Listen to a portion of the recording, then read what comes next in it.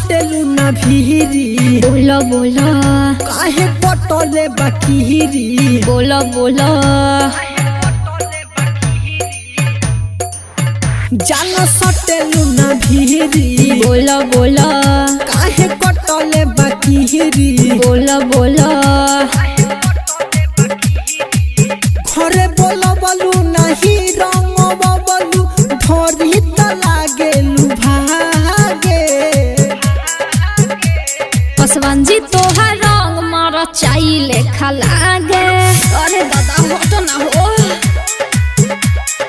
लागत ले आइल बड़ो केमिकल मिला के अरे हटो ना हो बहुत परपराता पसवन जी तोहर रंग मारा चाइले खलागे लागत ले आइल बड़ो केमिकल मिला के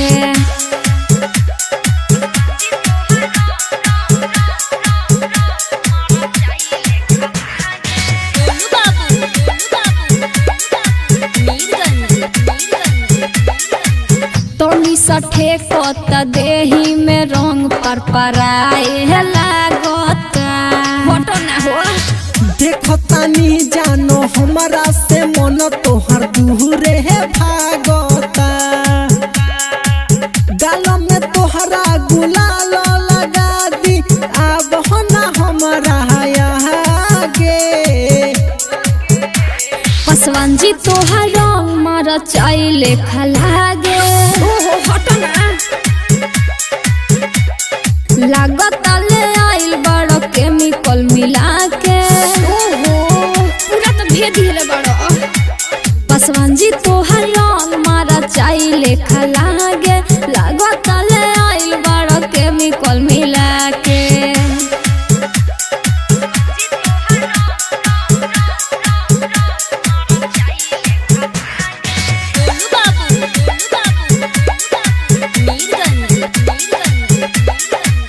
बड़ी दुखता पसवानो जिमाना ना करती ले तू आराम से रंग बहाई तो जानो हम जबरी ना डलती सुनिलो हरियम विकास तो जानो तो के जइबे नु करी छुआ के पसवन जी तोहर रंग मारा चाइले खलागे हटो ना लागत ले आइल बड़ा केमिकल मिला के पसवन जी तोहर रंग मारा चाइले खलागे लागत